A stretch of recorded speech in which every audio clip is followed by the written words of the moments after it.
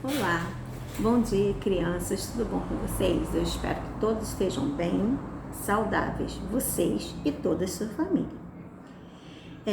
Hoje eu tenho aqui algumas coisas para falar para vocês. Primeira coisa, eu preciso falar sobre um assunto importante.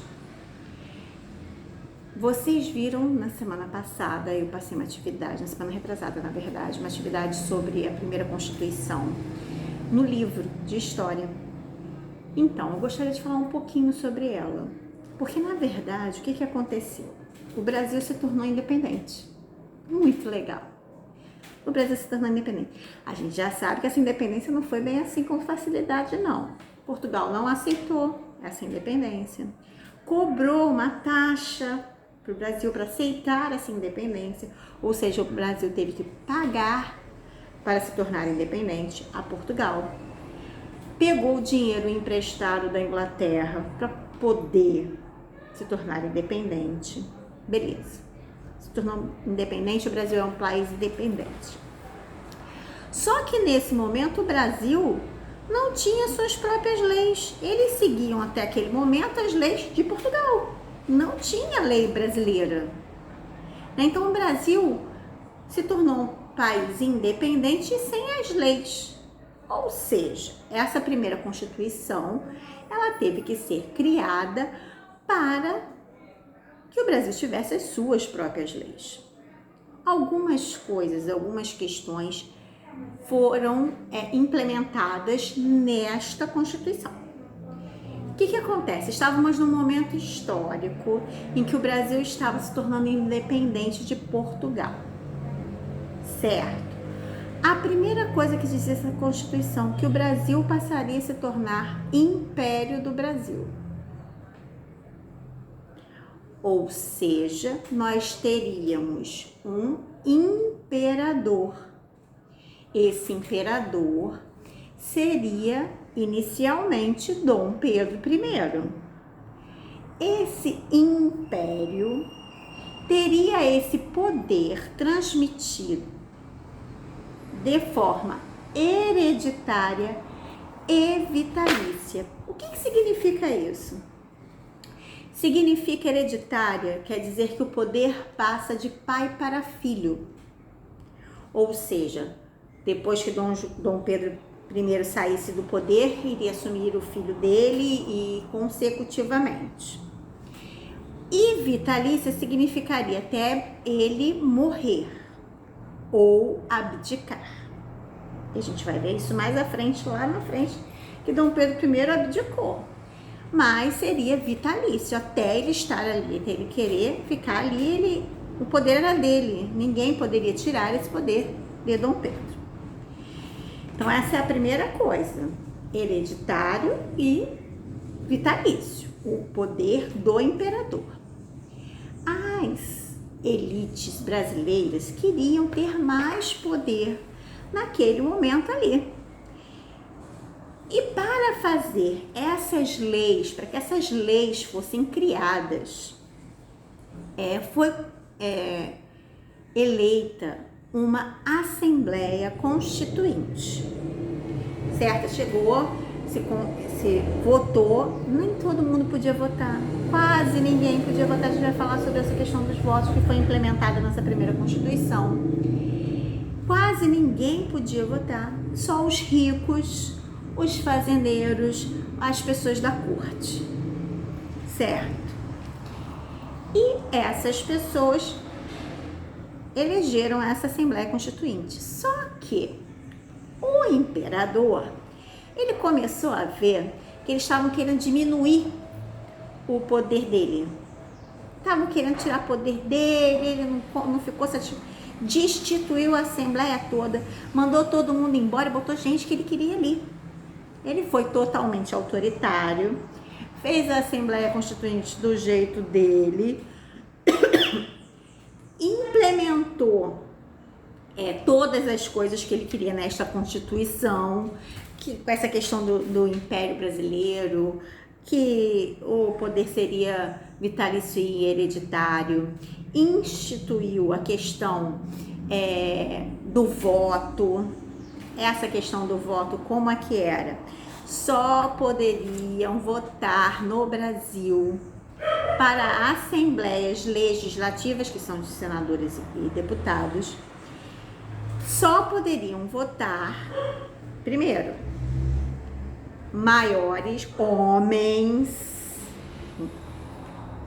maiores de 25 anos, ricos, tinha que ter um X de dinheiro, por exemplo, digamos que hoje, seria milionários só poderiam votar, né? Naquela época era acima de 200 mil réis. Quem tivesse menos de 200 mil réis por ano, recebesse menos de 200 mil réis por ano, não podia votar. E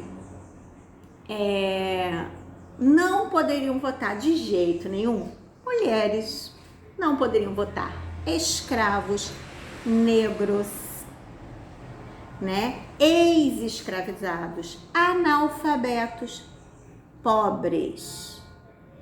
Quase ninguém podia votar naquela época.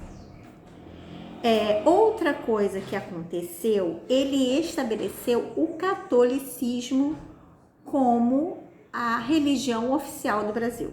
O Brasil era oficialmente uma religião, tinha religião católica. Outra coisa que ele incluiu foi a existência de 4 poderes. Não entendi nada desse negócio de poder aí não, tia Kátia. Eu vou explicar para vocês esse ano. Então tá tendo uma briga entre os poderes no Brasil. Que poderes são esses, tia Kátia? Eu vou te explicar. No Brasil existe hoje 3 poderes. O poder executivo, o poder legislativo e o poder judiciário. Hoje no Brasil, o poder executivo no âmbito municipal, ele é exercido pelo prefeito. O legislativo, os vereadores, que criam as leis. E o judiciário são os juízes. No âmbito estadual, o governador é o executivo, deputados são o legislativo e os juízes estaduais são o judiciário.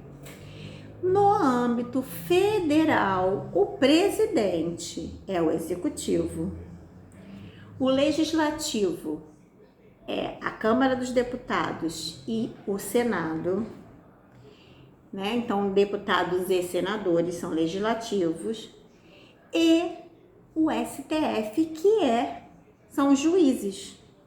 Vocês têm visto por aí, tá tendo uma briga entre executivo, legislativo e judiciário. E naquela época ainda existia mais um poder. Por quê? Quando foi criado, porque esse poder executivo, ele é do presidente e dos seus ministros. Só que na época, né, no início, no Império do Brasil, não existia,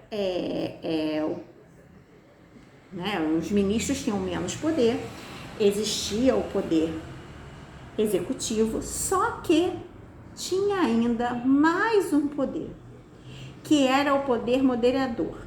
Esse poder moderador era só do imperador, ou seja, ele fazia o que ele queria e bem entendia, porque esse poder era assim, um disse uma coisa, outro disse outra, ele fala, não, vai fazer o que eu quero, porque ele tinha 2 poderes, além do poder executivo, ele tinha um moderador, ou seja, ele tinha poder de veto de tudo, quem mandava mesmo era ele.